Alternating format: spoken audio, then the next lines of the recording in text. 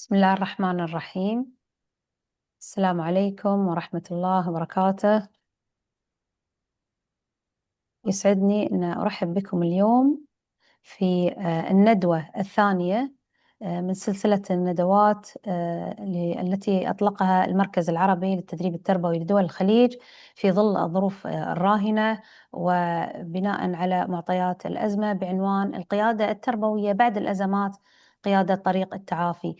فهذه الندوات هي ندوات علمية يقدمها المركز في ظل ما تشهده المنطقة من أزمات وتحديات متسارعة، حيث لم تعد الأزمات مجرد أحداث طارئة يمكن احتوائها بالطرق التقليدية، لكنها أصبحت واقعا مستمرا يتطلب من المؤسسات الانتقال من مجرد إدارة الأزمات إلى قيادة التعافي وإعادة البناء. فهي حقيقة فرصة للتجديد وإعادة تشكيل الفرق التعليمية لنحسن نواتج التعليم.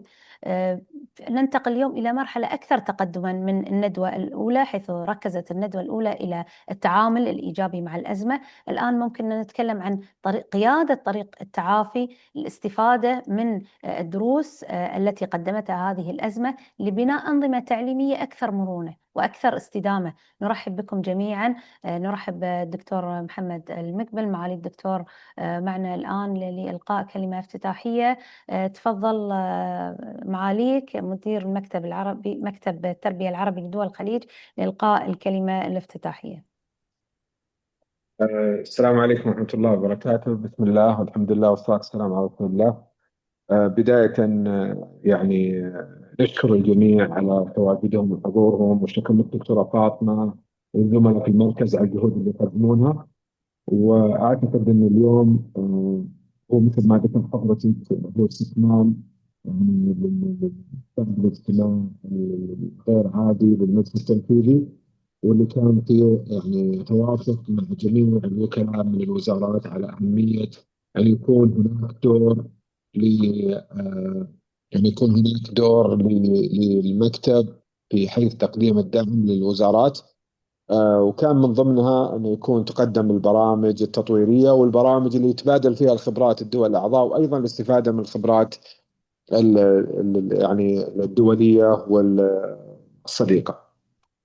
أيضا هي مناسبة حقيقة أن أرحب بالبروفيسور كارل موش، وأيضا الأستاذ سلمان زايد، وشكرا لهم على تواجدهم معنا اليوم، وإن شاء الله يكون اللقاء مفيد. اسمحوا لي بس كذا بتكلم بعجالة في دقائق معدودة. واليوم أنا في محضر أني أتعلم وأسمع من الزملاء الكرام، لكن نتفق دائما في إدارة الأزمات على أن يكون الدور اللي نقوم به هو يركز على مجموعة من النقاط المهمة والمعايير المهمة. النقطة الأولى حقيقة دائما في إدارة الأزمات يكون دورنا في التعليم هو الوصول بالخدمة التعليمية لأبنائنا وبناتنا الطلاب. وهذا الدور حقيقة الحمد لله أنا أشوف أنه قاعد يتحقق في الدول الأعضاء. لاحظنا رغم الظروف اللي اليوم نشوفها، لكن الحمد لله رب العالمين جميع الدول الأعضاء اليوم موفرة خدمة الوصول من خلال حلول أخرى. بالتالي صحيح ما عندنا اليوم اللي هو في بعض المدارس حضور للمدرسة، لكن فيه اللي هو الحضور الأونلاين أو التواجد الطلاب من خلال البدائل المعنى. بالتالي ما في انقطاع لحالة التعليم الحمد لله. وأيضا جميع الوزارات استفادوا من الدعم اللامحدود من القيادات في دول مجلس التعاون، أعزهم الله حقيقة على توفير الدعم السخي للتعليم في دولنا. فلاحظنا الجاهزية العالية من حيث التقنية، من حيث التجهيزات، من حيث الوصول في الإنترنت. أيضا من المميز حقيقة في الوصول أنه لم يكتفي فقط بأنه وصول للطلاب العاديين، أيضا وصول لطلاب ذوي الاحتياج، ووفرت لهم حقيقة كافة المتطلبات الخاصة في خدمتهم. وهذا حقيقة شيء جدا ممتاز. إذا تكلمنا عن نقطة الوصول والتحقق لها، وهذا الحمد لله شيء ممتاز، نتكلم الآن على أيضا اللي هو تحقيق البيئة الآمنة. البيئة الآمنة جدا مهمة في مثل هذه الظروف. وحقيقة لما نتكلم عن البيئة الآمنة نتكلم على جزئين. الجزء الأول اللي هو يتكلم عن البيئة الآمنة، اللي هي البيئة الآمنة الطبيعية. نتكلم على قضية أن أبنائنا وبناتنا الطلاب يكونون في بيئة آمنة، ونتكلم عن البيئة الآمنة اللي هي أنهم يكونون في منع عن الخطر ومنع عن الأماكن اللي ممكن يكون فيها أي حوادث لا قدر الله. هذه من النقاط اللي حقيقة يعني تسرنا اليوم، أن في حرص كبير على أنهم يبقون في بيئة آمنة وبعيد عن أي يعني أماكن فيها خطر. النقطة الثانية حقيقة في الجانب الأمني، اللي هو الآن الأمن النفسي. وهذه حقيقة تسعى الدول الأعضاء مشكورة في وزارات التربية والتعليم على تحقيق مفهوم الصلابة النفسية عند أولادنا وبناتنا الطلاب، بحيث أنهم فعلا يكون في برامج موجهة لهم، بحيث أنهم برامج تركز على قضية الوعي، بحيث أنهم يكون عندهم وعي في قضية كيف التعامل في مثل هذه الأحوال.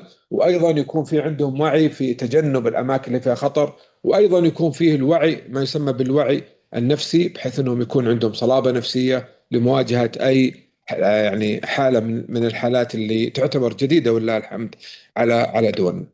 النقطة الثالثة في إدارة الأزمات أنه يكون في تركيز على ما يسمى بقضية الكوريكولم، أو ما يسمى بالمفاهيم الأساسية في التعليم.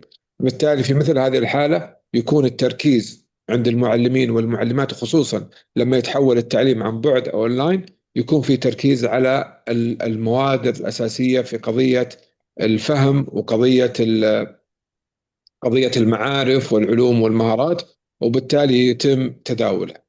النقطة يعني بنختصر اللي هو قضية التنوع في استخدام الوسائل والمعينات. واليوم ولله الحمد عندنا كثير من المعينات، في مثلا القنوات التلفزيونية موجود عندنا اللي هو غير المعينات، البرامج الإلكترونية. أعتقد هذه كلها اليوم قاعدة اليوم تحقق بشكل كبير جدا. في الأخير عندنا نقطتين عشان ما أطول عليكم. نقطة كيف يكون عندنا تقييم لمثل هذه الأحوال. يعني بالتالي تقييم الحالة التعليمية وتقييم التحصيل عند الطلاب مهم جدا، ونستخدم الوسائل المهمة في قضية متابعة تحصيل الطلاب. هل طلابنا اليوم مستوى تحصيلهم الدراسي كيف قاعد يتم؟ هذه أيضا مهمة، وهذه أيضا نربطها بما يسمى الفاقد التعليمي. وهذا حقيقة ممكن يكون له برامج إن شاء الله بعد انتهاء هذه الأزمة، يكون في برامج لمتابعة حالة التعليم وقياس اللي قد يحدثه هذه الأزمة. لكن إن شاء الله في ظل الممكنات اللي يعمل عليها اليوم، أعتقد أن نقدر نقلل حجم الفاقد عند أبنائنا وبناتنا في الفاقد التعليمي. فوق هذا كله أعتقد أن أيضا فرصة حقيقة اليوم لتبادل الخبرات بين الزملاء في الدول المنطقة، وأيضا مع الدول الصديقة. يعني مثلا اطلعنا على تجربة بعض الدول، شفنا كيف يعني الدول اللي تمر اليوم ببعض الصعوبات في كيف تعاملت معها. لكن أعتقد أن النموذج الخليجي من وقت كورونا يعتبر نموذج مميز وممكن بدرجة عالية. ما ودي أطيل، لكن هذه يعني بعجالة حبيت أقدم بس بعض الأشياء اللي أعتقد أتمنى أنها تكون مفيدة. وأكرر شكري للسادة الخبراء اللي شاركونا اليوم، وأيضا لزملائنا وزميلاتنا اللي حاضرين معنا اليوم.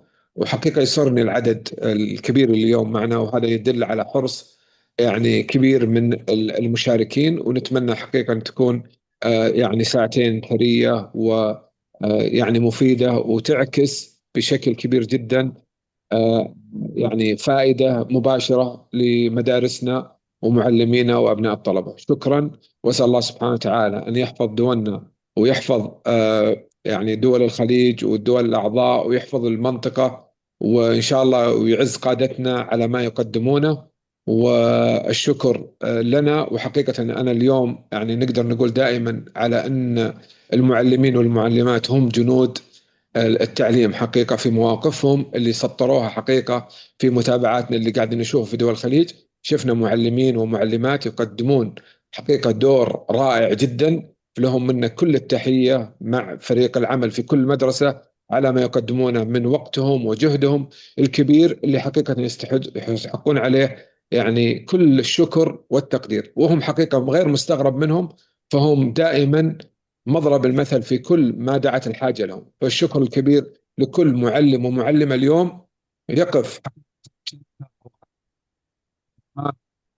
الفصل ما يقدم دور دور توعوي. الله يحفظ بلادنا، وشكرا جزيلا. السلام عليكم ورحمة الله وبركاته.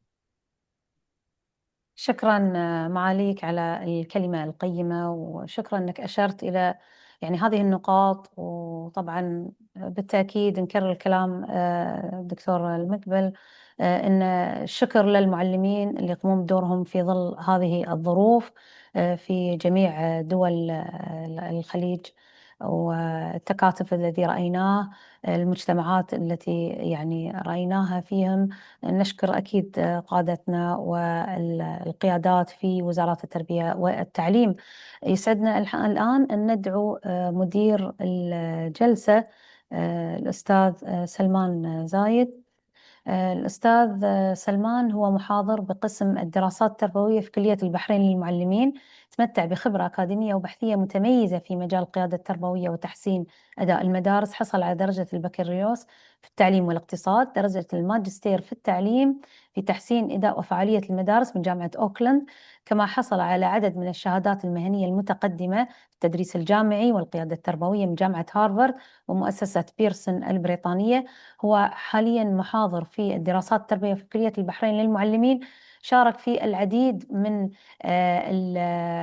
الندوات وورش العمل، وتعاون معنا في مكتب التربية العربي في تقديم الكثير من ورش العمل، وهو نشط جدا. بارك له أيضا الحصول على منصب نائب رئيس الشبكة الخليجية للأبحاث أو تقييم الأبحاث. تفضل أستاذ سلمان، الدور معك.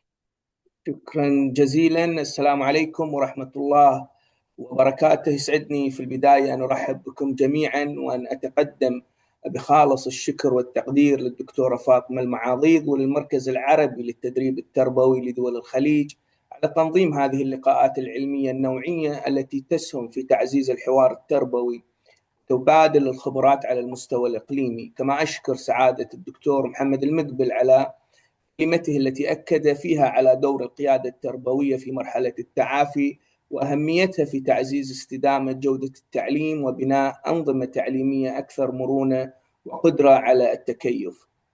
وما طرح اليوم في الحقيقة يتقاطع بشكل مباشر مع الدور البارز الذي تطلع به دول مجلس التعاون لدول الخليج العربية من خلال مكتب التربية العربي لدول الخليج وأجهزته المتخصصة، مستندة إلى خبرات متراكمة، لا سيما تلك التي أشار لها سعادة الدكتور والتي اكتسبتها أنظمتنا التعليمية خلال إدارة جائحة كورونا وما صاحبها من تحديات معقدة. وقد أسهمت هذه التجارب في الواقع في بناء أنظمة تعليمية أكثر مرونة واستجابة وأكثر قدرة على التكيف مع الأزمات والتحولات المتسارعة.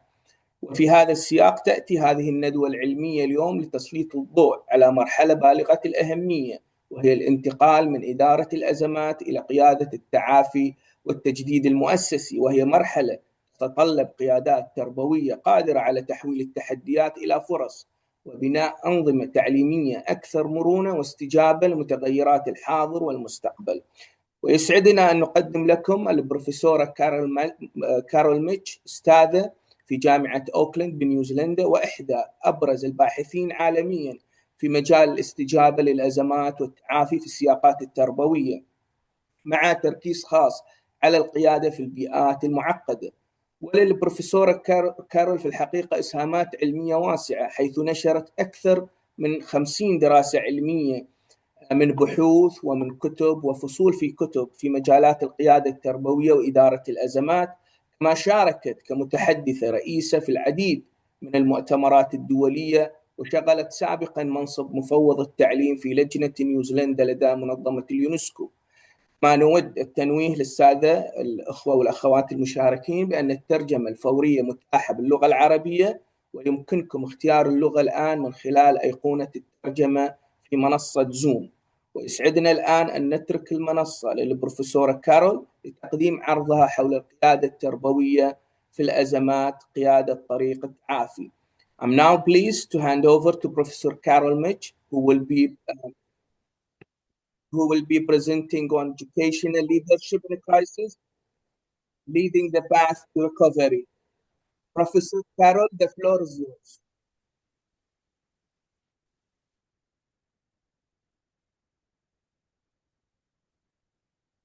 Oh, welcome everyone. Thank you very much, Dr. Mohammed, for your remarks, and Dr. Fatima and everyone involved in putting this seminar together. And Salman, again, thank you for your kind remarks. I think it is wonderful that as Gulf states, you are very cooperative and you come together and you find ways of solving not your individual problems, but the problems that we all face in the world, in this world of conflict and change. So today, of course, I am going to talk about my experience in crisis leadership.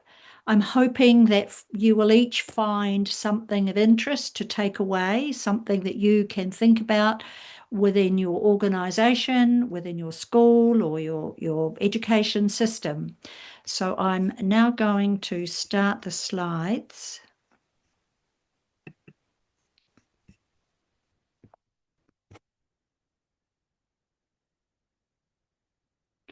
So as you can see, briefly, I will tell you about what I have been doing in my research. I will spend some time next on clarifying some of the key terms, especially around crisis. The bulk of what I talk about today will be this crisis leadership model that I have put together after all my research. And then I'll end with having you thinking about how you might delegate some of the crisis management tasks through your organisation. Finally, at the bottom there, you will see under leadership evaluation that I've got some tasks for you, and I will scatter those throughout the webinar so that you have a chance to reflect on your own understanding of crisis leadership.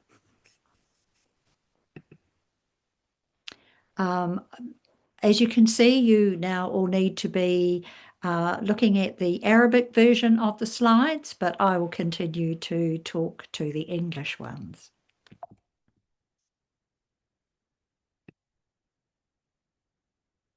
I don't think this slide needs too much explanation because you will have been able to see what this is about. It is, as the speakers so far have said, thinking about how educational leadership can aid in this recovery, but also can aid in any future planning.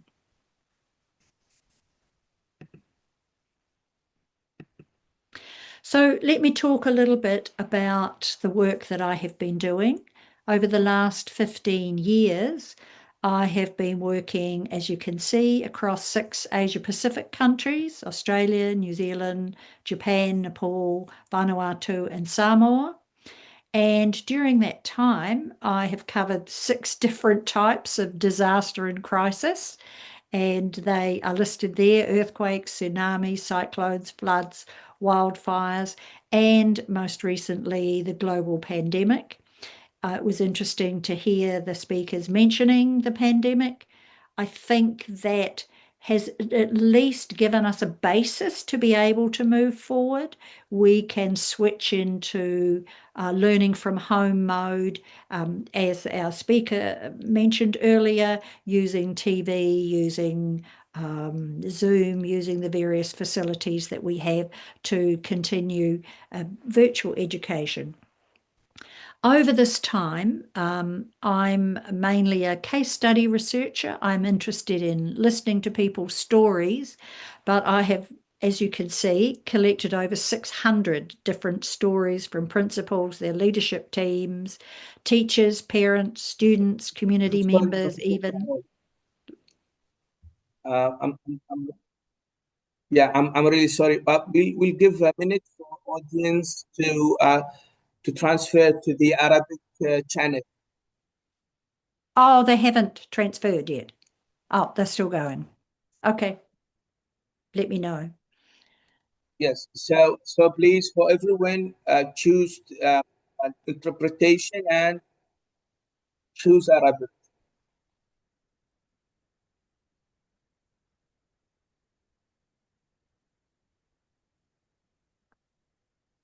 So we'll give a minute for everyone to have the chance to No problem. transfer to the Arabic channel of the interpretation.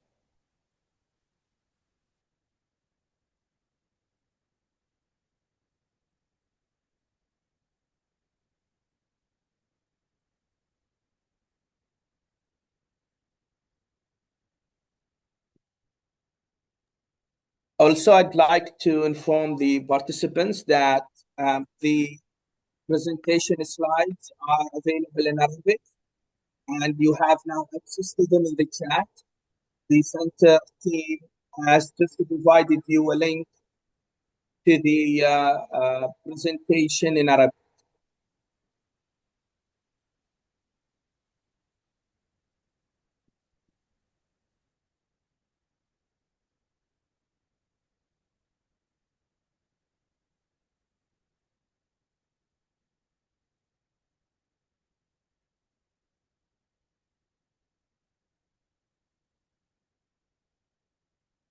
So, and we have the instructions on how to transfer to the Arabic channel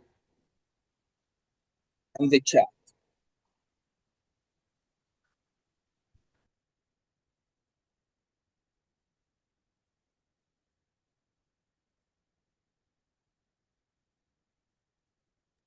Yes, Professor Carol, please. Thank you. Thank you. Thank you so much. So just to continue, I was talking about the research that I've undertaken in order to come up with the model that I will share with you later.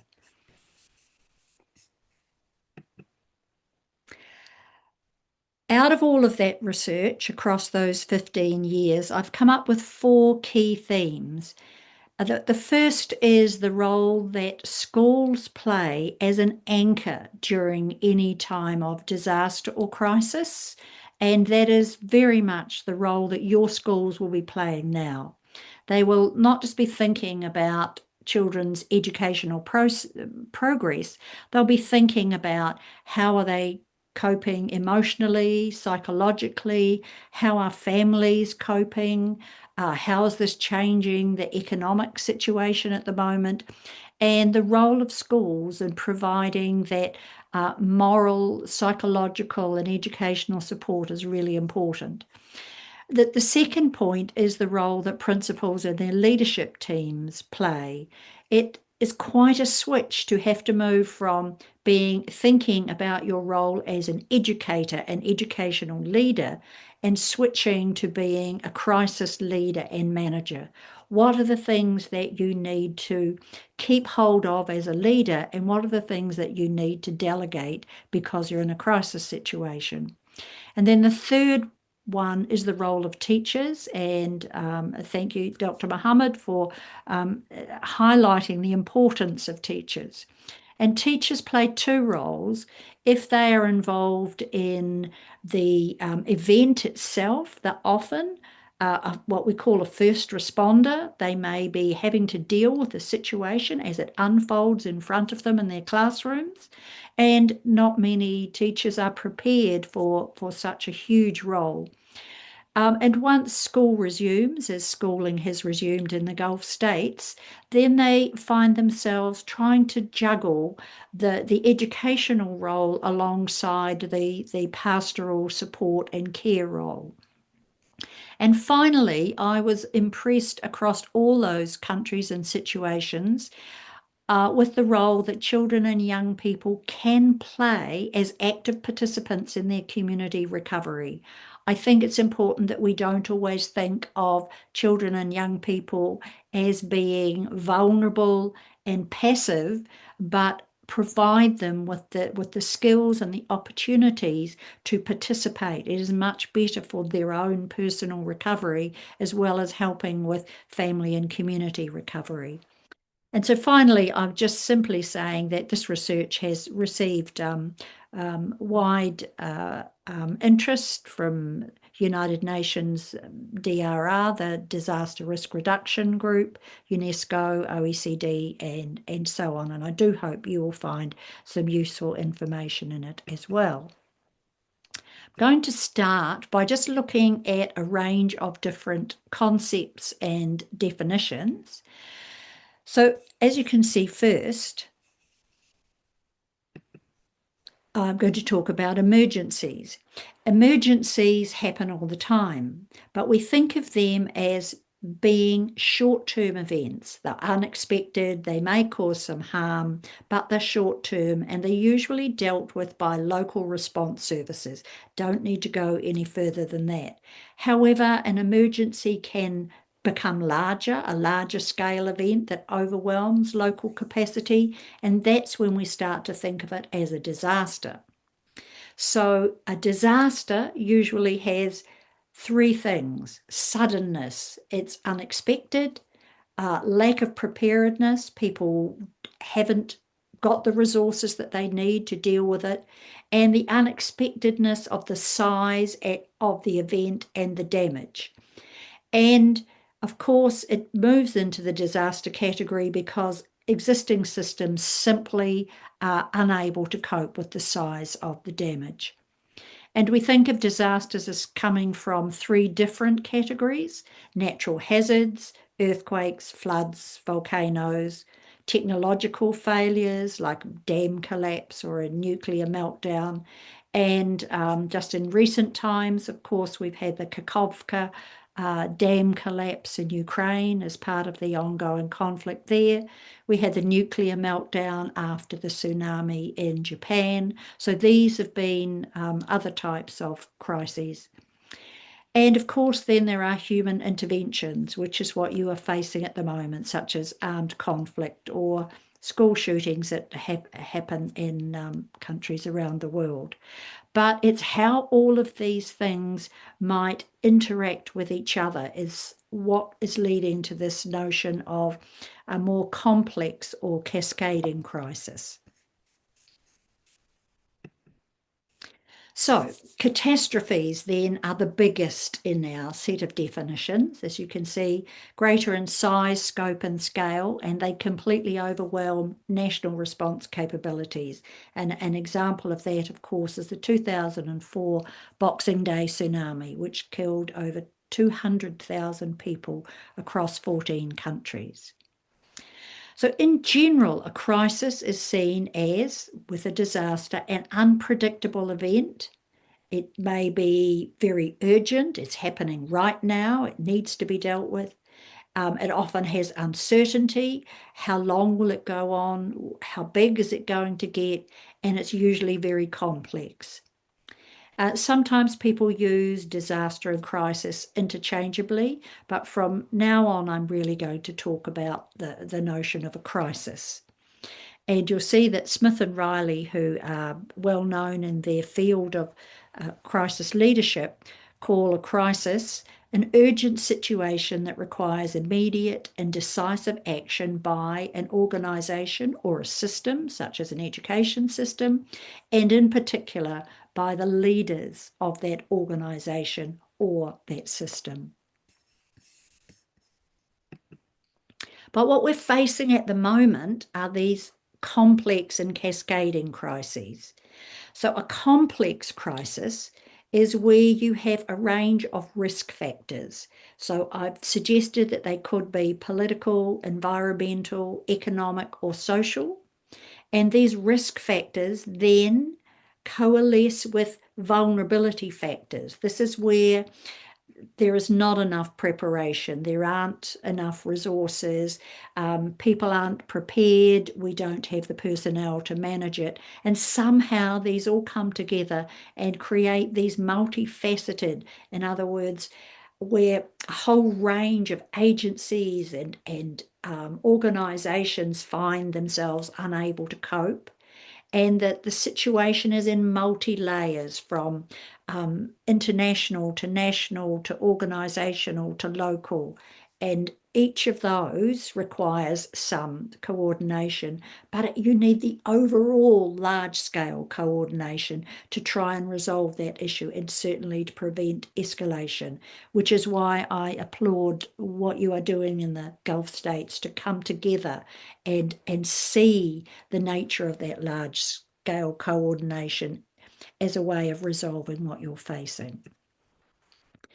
So the other concept is the cascading crises. So a cascading crisis is where there is an event, but what happens is it sets off a chain of other, often very unexpected secondary events, and sometimes the consequences of those can be more severe than the initial event. And I would think that what has happened in the Middle East would fit the definition of a cascading crisis very well. Something started between a group of countries, but suddenly it has cascaded into causing not only inter-country conflict, but also groups within those countries engaging in different forms of conflict as well. And the quote I have at the bottom here comes from David Alexander and his colleague Pescaroli. David Alexander is probably the world expert in disaster education. But what he's saying here is, from now onwards, most disasters or crises will be cascading events to a greater or lesser extent. And this is because of the high degree of dependency on networks of modern society. And what has happened in the Middle East, as you can see, has shown how we are so intertwined, and the networks that we have, when any one of those strands is broken, it's very hard to have everything acting as a whole. So he suggests hazards of all kind, from storms to cyber attack, threaten the critical infrastructure that we depend upon to conduct our daily activities. And also, I think, importantly, to live in comfort and security. And you have certainly had that comfort and security taken away from you at the moment because of the nature of this complex and cascading crisis that you're facing. So one of the things about crises to think about is the role that an organisation or a system may play in a crisis. So work by Elliott highlights these 4 important ideas. And the first one is, when you think about the difference between a disaster, so an earthquake or a flood, and a crisis, it's often the type of trigger event that is the thing that makes the difference. So the global financial crisis, for example, where financial mismanagement might be the thing that causes it, or political instability. So the trigger events are often caused by human interaction and intervention as opposed to natural things happening. And the second one is, do the humans that are involved in these, so the organisations or the systems, do they have a role in actually incubating or causing or creating this particular trigger event that leads to a crisis, or in exacerbating or worsening that crisis?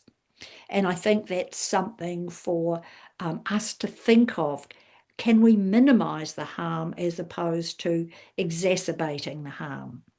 And the third one is that because these things are multi-layered, and there will be different impacts and different consequences for different groups of stakeholders.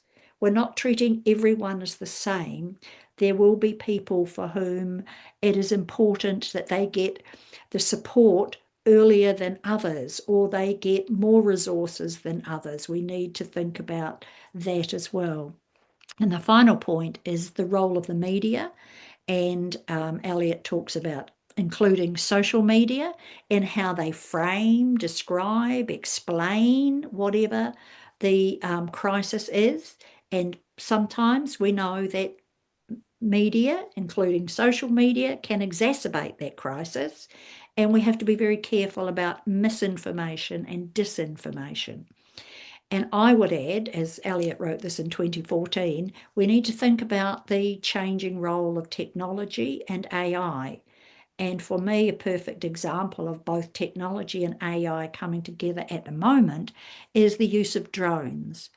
My son is a war reporter in Ukraine, and he's reported quite a lot on the role of drones, and I know that Ukrainian drone expertise is coming to the Gulf states to support you in the work that you do. But put that with AI, where AI can map, can locate, can do things with drones that were not possible in the past. It seems as if a lot of the technology is moving so quickly, and it's hard to keep up with that.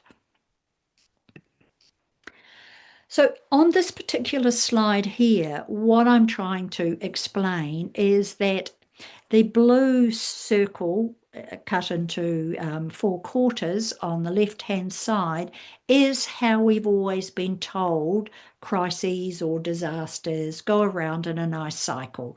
You know, prevention, preparedness, response, and recovery. We've heard all of those words. But what I want to leave with you today is that it is not like that at all. It is far more complicated than that, and far longer than that. And you will have learned that from crises that have happened in COVID-19 is a perfect example. So instead, I try to think about a sort of an ever-expanding cycle that moves on to a new place. So if you can see the diagram there called the crisis cycle, there's a precipitating event, and then following that event, there's immediate action. But then there's a period of response. There'll be short, quick, immediate response. There'll be medium-term response, like, well, we've been able to fix this part, but actually we haven't fixed this part. And then there's a longer term response. And I've drawn them as circles because they sometimes can go round and round in that circle. And eventually you may come out of response and be on the way to recovery. But you may be interrupted by this, as you see, smaller cycle, which is a secondary event or a stressor event that sort of got in the way. Often after a disaster, for example, you may have some contagion. You may have, contaminated water that's making everybody sick. So that sometimes, all of those sorts of things need to be taken into account when you're planning your recovery. And then when you come to recovery, recovery is the longest part of the crisis cycle. It takes you much longer than you think. For me, I started my research on the Canterbury earthquakes in 2010 and 2011. That's 15 years ago. We're only just reaching the renewal stage now. And what happens between recovery and renewal is that you get setbacks. Unexpected things happen. The money isn't forthcoming. The resources aren't available. So many things are happening that you don't make as much progress as you hope. And then you reach a place which is called fracturing. And in fracturing, when people feel that they're not receiving the help that they need or making the recovery that they should, they start, well, they're tired for one thing, but they start to look at others and go, this isn't fair. Why does that group get this when we don't? And why have those people got, resources, homes fixed, whatever it may be, and we don't? And so when the fracturing starts to happen, it's really important that leadership refocuses and pulls people together and says, we are all in this together. We must come back together. We must face it as a community, an organisation, a nation, in order that we can move forward. So thinking much more about it in that way means that you can prepare for each of those stages. So for the last part of this section, I'll just talk about crisis leadership and crisis management. So crisis leadership is what really matters. It's what you and your leadership teams will really need to think about. You have oversight of crisis management, but that is at the more operational level. It is your role as a crisis leader and your top tier of your leadership team to be providing the vision, the values that holds you all together. And then from that, the direction that your organisation goes through, whether it's in normal times or extraordinary times. And at that level, you also have to have what I call big picture thinking. You need to always be looking outwards, what I call zooming out, so you're getting a sense of what is happening that is impacting the work that you are doing. Where is this information coming from, and how do you make sense of it? So crisis leadership then is more encompassing, involving providing a sense of vision and purpose, building and maintaining relationships, and assuming overall responsibility for communication and decision making. Of course, a leader cannot do that all on their own. So if we move down to crisis management, that's the operational side of dealing with a crisis or a disaster. And that is where you need to think about delegation, about the particular roles that are necessary and how you're going to do that. So some of the tasks might be diagnosis. What's actually going on here? Decision making. How do we make decisions about what is our next steps? What are the resources that we need? How do we mobilize those resources? How do we share those resources? How do they get to the place where they need to go? So if you're thinking about crisis management and preparing for a crisis, then you need to think about the plans and the strategies that you might have in place. You need to think about the resources and facilities that you might need, and you need to, ahead of time, be delegating the roles and responsibilities so that when the crisis hits, you can put that preparation into action. So now I want to introduce you to the crisis leadership model that has come out of my research. So it has 3 sets of attributes. So at the top, the yellow one, is what leaders bring to their leadership roles. And of course, I'm going to go through each of these in much more detail. The green one on the left-hand bottom is how leaders build and sustain relationships. And the blue one on the right-hand side is how leaders respond to the unfolding situation. And what I found was each of these connected to the others, especially from dispositional to relational to situational. Who you are as a leader, how you build your relationships, enables you to respond to whatever crisis is in front of you. So let's have a look in more detail. So the dispositional set of attributes, how leaders understand and articulate their leadership underpins their approach to leading through a crisis. And under explanation, what leaders bring to the leadership role from their background, their personal qualities, their experiences, values, beliefs, personality, skills, expertise, and conceptions of leadership. All of these qualities will shape their response to a crisis. So what is really important is for you to think ahead of time about who you are as a leader And many of you will have done leadership training. Have you shared your particular leadership style or your vision for leadership with your organisation? So some of the examples that I came across, I've mentioned a few under examples. Distributed leadership, and I will give you an example of that a few slides on, where one of the principals from the earthquake talked about how the work she had done ahead of time in using a distributed leadership style worked when the earthquake happened. Servant leadership was another style of leadership that I came across, especially from an NGO that was working in a disaster zone, where they saw their leadership role is serving others. And of course, pedagogical leadership, you are in education, it's a really important style of leadership, but sometimes pedagogical needs to move to a different style of leadership in a crisis. And one of the most important things was about command and control. Yes, when the event first happens, command and control is really important. They're looking to you as the leader, what do we do now? And you need to be able to say, right, we need to do this here, we need to put that there, we need to organise that there.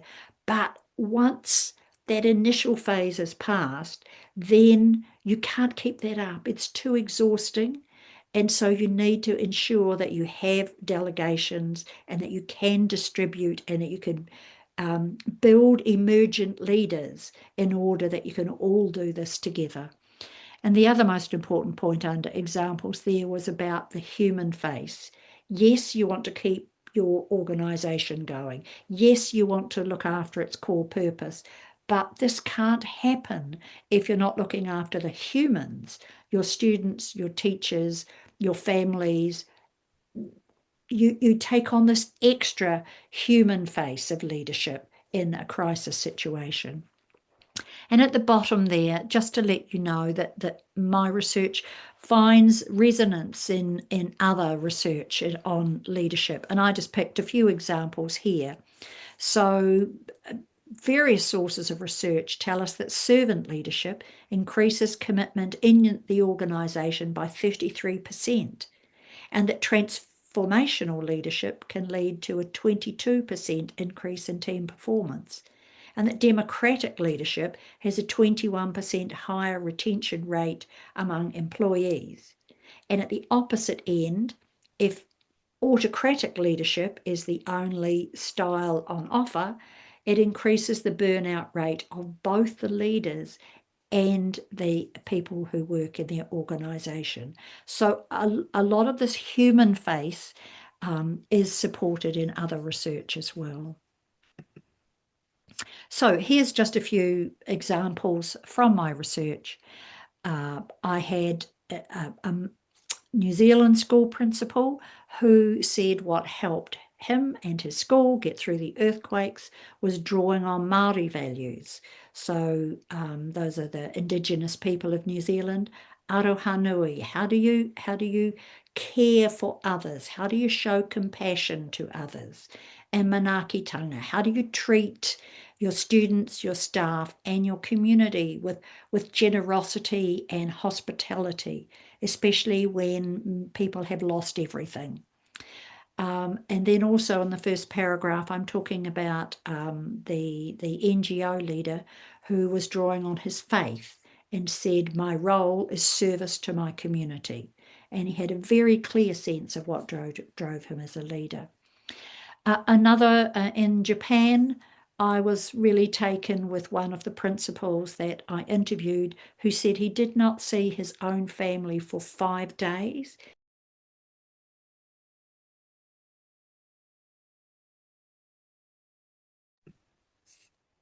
Because he believed that his role was to be with his students and with the community members who had come to the school to seek shelter. And so you can see his version of servant leadership. Also another one there from a community leader who was thinking about how they could improve in the future, saying, what are our core values? are core components to our understanding of aid and disaster, our understanding of civil defence. Let's make sure we get those right. Then what is the next thing we can offer? And work on what we can offer and what we can do to the best of our ability. So looking back, that particular leader was able to say, we didn't do a very good job. So for the next crisis that we're facing, we need to learn from that. And here are two principles talking about how the relationship between leadership and coping with COVID-19. So the first one says, I guess my biggest challenge in all these things is being realistic, because as a principal, a school leader, you want to support your families to get the best that they can. And you're also juggling the needs of your teaching team as they deal with their own families and navigate their own way of working through COVID. And my natural way is operating from a human perspective of wanting to solve problems and barriers, but also nurture our community. So this particular principle then is thinking, yes, I know what I should be doing as an educational leader, but I need to support my families who are struggling. I need to support my teachers who are struggling. I want to solve all their problems, but it just simply isn't possible. And then the next one similarly says, the role and the sense of the pedagogical leader, it stayed, but it was more. Usually it's around learning and successes of what we're doing, but now success was the success of how distance learners work and in support of that. It really just moved into health and well-being. So moving probably from pedagogical to pastoral and being really intensive with pastoral. So a really key theme that came from all the principals I interviewed during COVID was that they sometimes had to put aside the focus on progress and learning in order to ensure that families, children had the necessities to even be able to engage in that learning at a distance before they could then go back to thinking about the educational imperatives. So it's going to be time for you to have a little think about this in a moment. I've got for you throughout this presentation a set of reflective questions. So this is the first of the set, and you'll see it relates to the dispositional set of characteristics. What do crisis leaders bring to their role? I'm not going to read all of these evaluative questions to you. They are there for you to either do a self-evaluation or as a team to look at your leader or your leadership team. Because what I want you to do now is think about, how do you articulate the things under description? Your background, your personal qualities, your values, your beliefs, your experiences, your personality, your skills, your expertise, your conception of leadership. I want you to think about how well you could explain those things. So moving on to the next slide. You've got two tasks. You'll have 2 minutes for each task. So for the first task, you are just going to note using the menti.com on the right-hand side there. What personal strengths do you bring to your role as a crisis leader? And so if you need, in fact, Salman, you may need to help me here explaining how people can access the menti.com.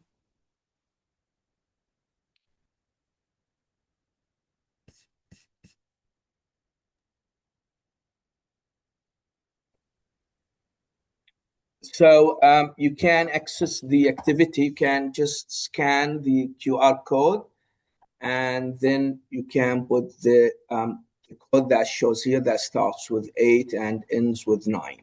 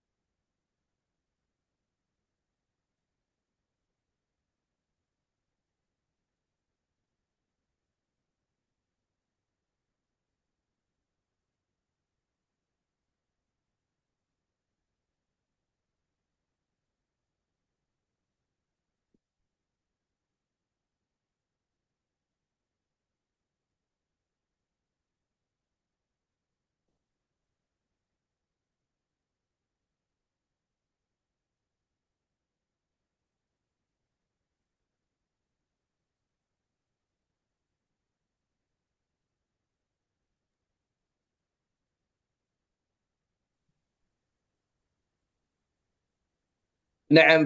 فعندنا الآن بعض الإجابات، وهي يعني مثلا قوة التحمل، تحمل المسؤولية، المرونة. الكثير من الإجابات تعلقت بالمرونة وبالإيجابية وبالثبات الانفعالي، كما نرى من مشاركاتكم القيمة. البعض يعني ذكر ضبط النفس، الهدوء، المرونة. قاعد يعني احنا يعني نشوف الكثير من الإجابات تتعلق بالمرونة وبالاحتواء، سرعة التأقلم، وحسن التصرف. الصبر أيضا تكرر كثيرا في إجاباتكم حول أبرز نقاط قوة شخصيتكم أثناء الأزمات.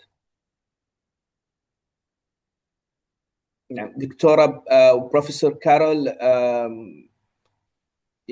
نكتفي بهذا القدر من الإجابات. يعني أيضا نرى أن أكثر الإجابات الآن يعني تتمركز حول تحمل المسؤولية. عندنا 74 من المشاركين أشاروا لتحمل المسؤولية، لضبط النفس، المرونة كذلك، الهدوء، الصبر، التواصل الفعال. طبعا التواصل يعني مهارة مهمة جدا في أوقات الأزمات وغير أوقات الأزمات. اتخاذ القرار، الثبات الانفعالي، وطبعا هي كلها الصفات والمهارات أشارت لها الدراسات المتعلقة في هذا الجانب.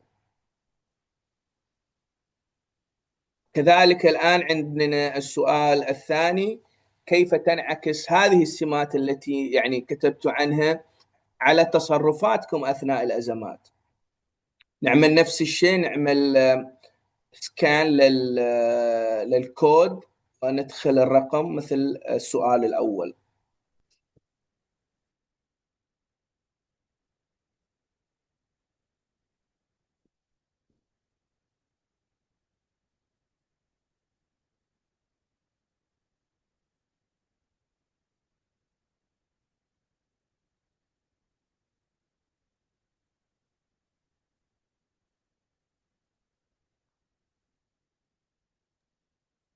ممكن دكتورة كارول، ممكن إذا يعني لديك تعليق بسيط حول الإجابات التي رأيناها على السؤال الأول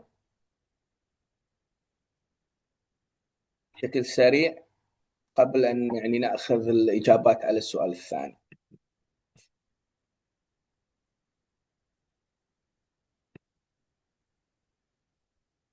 I was very interested in many of the responses that people had for the first question, and many of those were deep personal qualities, the sort of values that people hold dear, as well as their professional behaviour.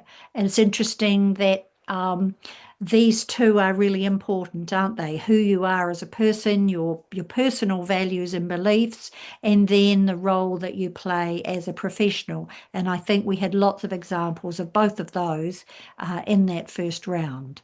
So I'm looking forward to seeing now how those particular qualities, how do you use those in a crisis situation?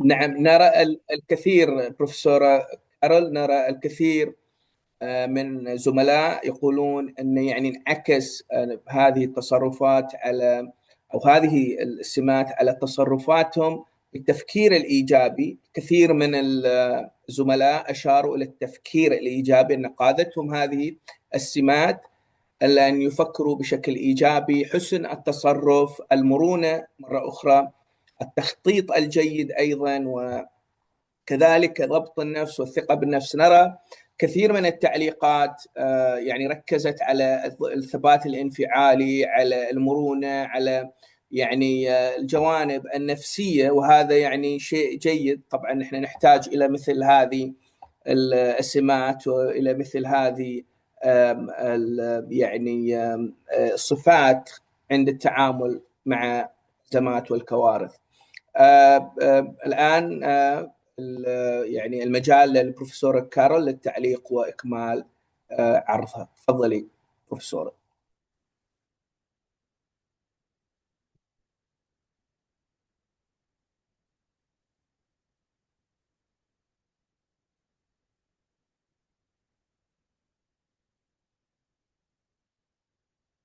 Right. Thank you very much for sharing those things. Moving on then to the second of the sets of attributes, which is relational. One of the key things that I found, and it's also been found by other researchers in disaster and crisis situations, is the better connected and networked an individual or a family or an organization or a community is prior to the event happening, the easier it is for them to garner the resources that they need to be able to move forward. So setting up these relationships ahead of time is a really important thing. So we can see here, relational means how leaders build and sustain a wide range of internal and external relationships supports them through a crisis. And to begin to do that, it's really important within the organisation to have this unifying vision and this sense of community or sense of a team, or we're all in this together. But as well, thinking beyond the organisation and in terms of those networks, but to officials, agencies, support, many of the things that you use as part of your educational delivery may also be people or resources that can help you in the future. So some of the things that a good relational leader will do are, as you can see, engendering loyalty, enabling empowerment, building strong and trusting relationships, and fostering collaboration. And across some of my studies, principals said that they always felt that they were in the spotlight, as if everyone was looking at them for the answers. And even though they didn't have the answers inside them, they felt they had to exude that confidence and decisiveness. But at the same time, they knew they couldn't carry the whole load on their own shoulders. So they needed to know when and how to delegate. And it's much easier to delegate if you've set it up ahead of time, that you can simply say, oh, well, you're the communications person, can you deal with this? You are the person who's building relationships with the families, can you deal with this? You are the person who's managing the resources, can you deal with this? Once you've built all these relationships within your school or your system or your organization, then it's easier for you to remember that zooming out, to be able to have that big picture look, because you're getting other people to do a lot of the zooming in for you on the specifics that need to be dealt with. But the positive relationships, of course, also need to be wider than just the organisation in front of you. Thinking in a school context, then that's your families and your communities, the agencies that you deal with, and wider than that in a bigger crisis. Those of you working in educational agencies, of course, are thinking about governments, ministries, other cross-ministry help and so on. There's a lot that you need to be thinking about. And again, down the bottom, you'll see that the research in leadership in general supports many of these ideas coming through in crisis leadership. You can see there that 70% of employees feel that good leadership helps them become more engaged and productive. So if you are the kind of leader that exudes that confidence, but also brings your staff with you so that they feel like they're part of a team, then you can get the best out of them. Interestingly, though, in another piece of research, it was said that only 29% of people in this particular survey felt that their leaders were human-centered. So that's interesting to reflect on, that seemed to be what makes a good crisis leader, but it isn't always what seems to be found in organisations, because as it says again, human-centered leaders can boost team performance by 27%. And the last piece of research there is about the importance of developing leadership at every level of the organisation, not just for the leadership teams. And it seems that only 5% of organisations achieve this. So here's again a few examples from my research, and this is the principal who had done work ahead of time in distributive leadership. And she says,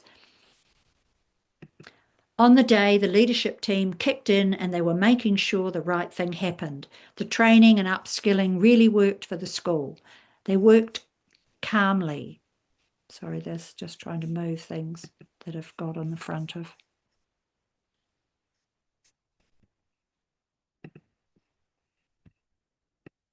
In front of the text.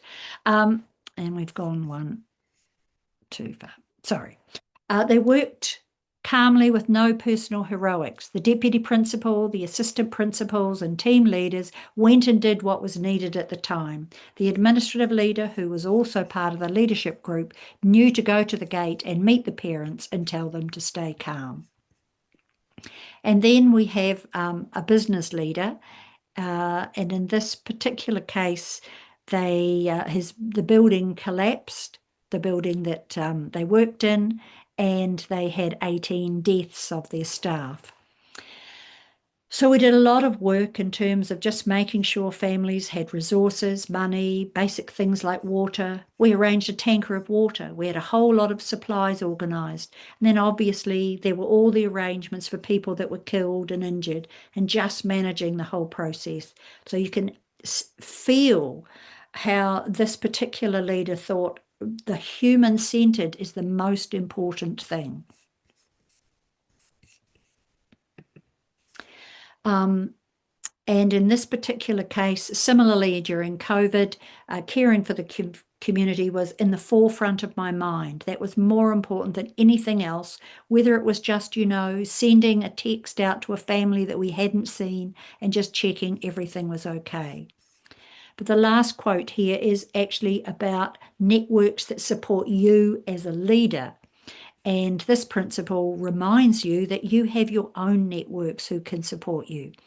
Principal networks, I think, became stronger in terms of checking in with each other. Oh, what are you doing about this? And what are you doing about that? And so it kind of helped me move away from that competitive model, whereas we're all in the same boat here. So let's think how we can help each other. So this is the evaluation slide to go with the relational leadership attributes. So this is how you prepare for eventualities by building and sustaining key relationships. And so your tasks coming up will be what internal relationships, thinking of your organisation now, would you rely on in a crisis?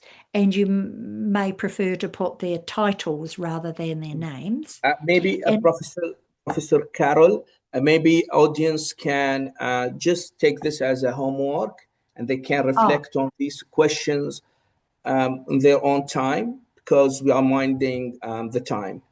You're minding the time. Okay. Yes. So maybe they can reflect on this on their own personal time. Okay. So there you are. You have 2 tasks to do as your homework. What internal relationships would you rely on in a crisis, and what external relationships or networks would you call on in a crisis? So thinking inside your organisation and outside your organisation. So the last of the sets of crisis leadership attributes then is situational. And it's how leaders assess the situation as it unfolds, understanding the context, being aware of different responses, making timely decisions, adapting to changing needs, and making use of resources. And so this is the hardest part, because you are like a circus juggler. You have so many balls in the air that you are trying to keep under control. And again, I come back to this is why it's so important to sort out the roles and delegations well ahead of time. So some of the things that you need to do are assessing the situation as it unfolds, understanding the context, making decisions, adapting to changing needs, making use of the resources.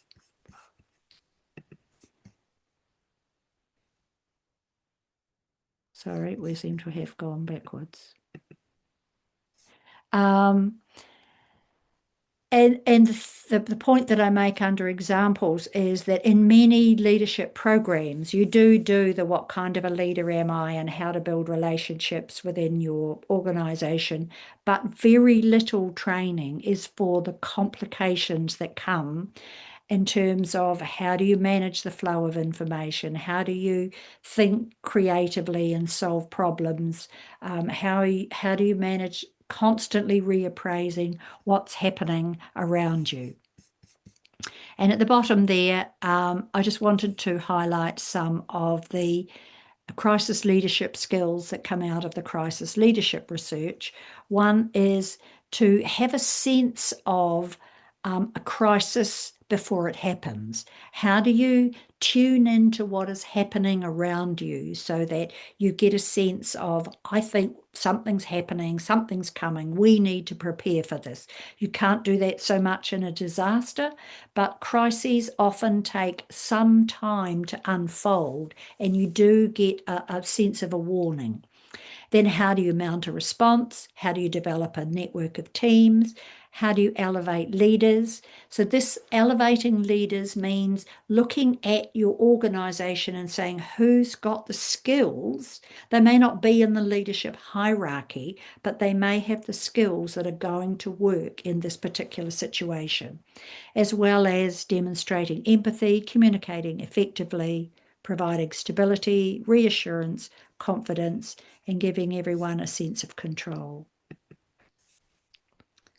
Well, I guess in terms of time, I won't read all of the situational examples, but I'll just take the two on the first slide. The first one was, of course, a principle when the earthquake happened. And of course, in this case, didn't have any opportunity to think about what was happening. And he goes, I was just walking out into the playground and bang.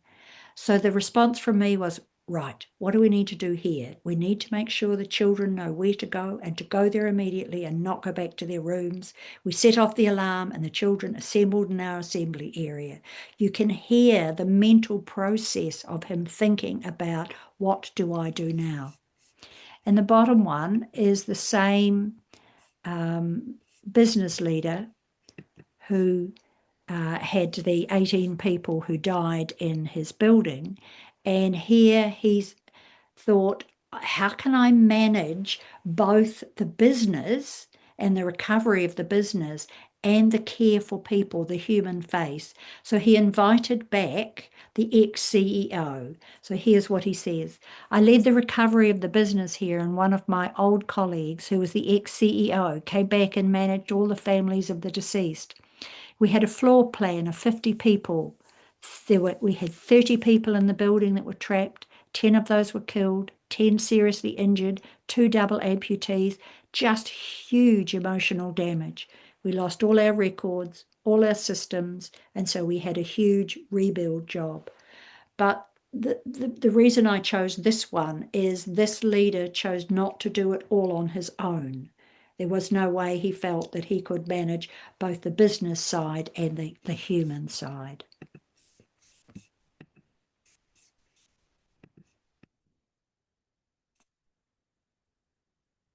And so again, under the evaluation activity, sorry, I just need to move this. You have 2 personal reflective tasks. Thinking about yourself as a leader, what are the tasks that you would take on as a leader? And what are the tasks that you would delegate? And to whom would you delegate those? So those are your tasks for that.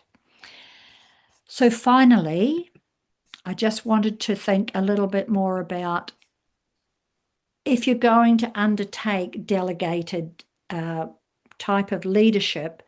I have here the crisis phases on the left-hand side, and then suggested tasks for the leader, and then beside that, tasks for the leadership team so that you can delegate and provide the training and support for your leadership team to be able to take those things on. And finally, tasks for the wider organisation. So we can see on the left-hand side, the crisis phases, pre-event preparation, pre-event warning, event,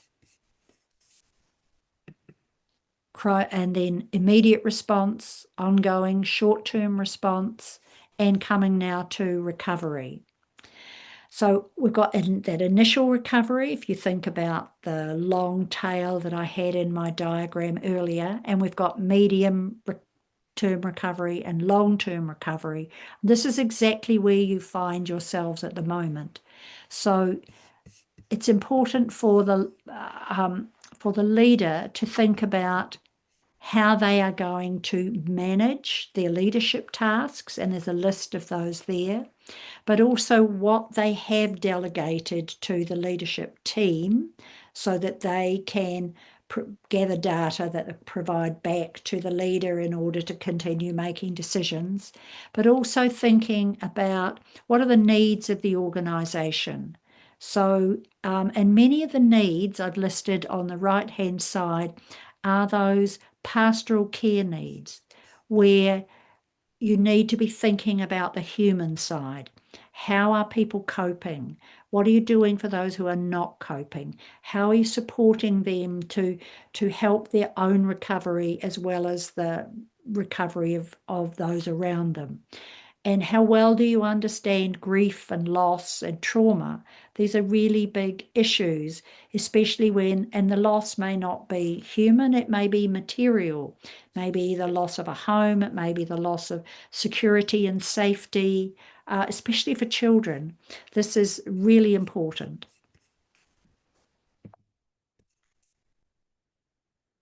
And then finally, an evaluation of these evaluations. So that again, plenty of information for you to take away, but I think we have a few minutes to be able to answer some questions. So I'm happy to now, if Salman, you can help me there, if we have any last minute questions. So we would like to thank you so much, Professor Carol, for an engaging and indeed thought-provoking presentation, offering valuable insights into leading institutional recovery during a crisis.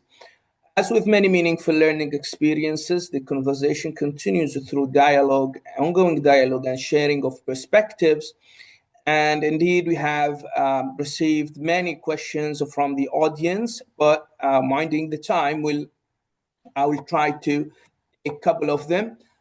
Indeed, a lot of participants asked about how can educational leaders strike a balance between addressing learning loss and providing an adequate psychological and emotional support for students. And this particular point has been also shared by His Excellency Dr. Mohammed. So what are your insights on this, Professor Carol? Well, if we think back to the idea that unless a child feels secure and feels that they have all their basic needs met, they are unable to actually focus on learning. So I think that the first task after a crisis or a disaster is to focus on those psychological and emotional needs, enable children and young people to be able to ask questions, express their emotions so that they're then prepared to move on. If there is learning loss, I think if you set up a culture of acceptance, and you provide that psychological and emotional support over time, you can make up those gaps. There are ways in which you can do that, also practically with maybe catch-up sessions on you using virtual learning or holiday programs that enable students to catch up. But I think what we learned from COVID is that we had heard all of this information about, children are going to be a whole year behind in their learning. That did not happen. While some children were more affected than others, by the time a year or 2 or 3 had passed, most students had caught up. And I think that comes from having patient and caring and thoughtful and well-planned teachers, and then having the teams around them that support them to do that. So I think if you prioritize initially the psychological and emotional support, the learning will happen after that. Thank you so much, Professor Carol. Also, there's a question about how can families and parents collaborate with different stakeholders like schools and Ministry of Education to overcome, this challenge during crises. How can they support their children in such times? So this is where I come back to that idea of the school being an anchor. If the school is like the hub of a wheel, then the school can be the linking organisation between the family and any agencies that they might need. So if the school is a welcoming place, if parents feel that they can come with their concerns, if the school holds meetings to be able to talk about how do you help, if your children at home are frightened, what are some strategies that you can use? If the school is running these information evenings or newsletters or preparing resources for the families, if they are the hub, then they can use all the networks that they have to the ministries, to agencies and so on, and redistribute it to the schools. So I think if you think of yourself as that support hub for your families, that's a way to be able to balance both of those. Thank you so much, Professor Carol. As we come to close this webinar, we'd like to extend our sincere thanks and appreciation to His Excellency, Dr. Mohammed Al-Miqbil, Director General of the Arab Bureau of Education for the Gulf States, and Dr. Fatima Al-Ma'adid, Director of the Arab Education Training Center for Gulf States, and also our Professor Carol Mitch. We also thank you all for your participation and engagement, which have greatly enriched today's session. And just a kind reminder to complete the webinar evaluation form, and the link to which is shared now with you on the screen. And certificates of attendance will be issued to participants who attend at least 70% of the session and completed the evaluation form. Thank you once again for joining us, and we look forward to welcoming you to our upcoming events and programs. Thank you and have a wonderful day. Kia ora, Professor Carol. Oh, kia ora, thank you. Thank you very much. Thank you.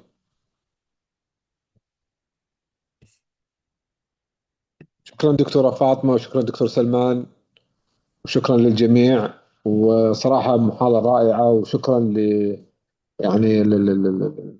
بروفيسور كارل على المحاضرة الرائعة. شكرا، يعطيكم العافية ويومكم سعيد إن شاء الله، ونسأل الله أن يزيل الغمة عنا إن شاء الله، وترجع بلادنا وطلابنا مدارسهم وهم بحالة سعيدة وأكثر أمان إن شاء الله. شكرا للجميع، مع السلامة.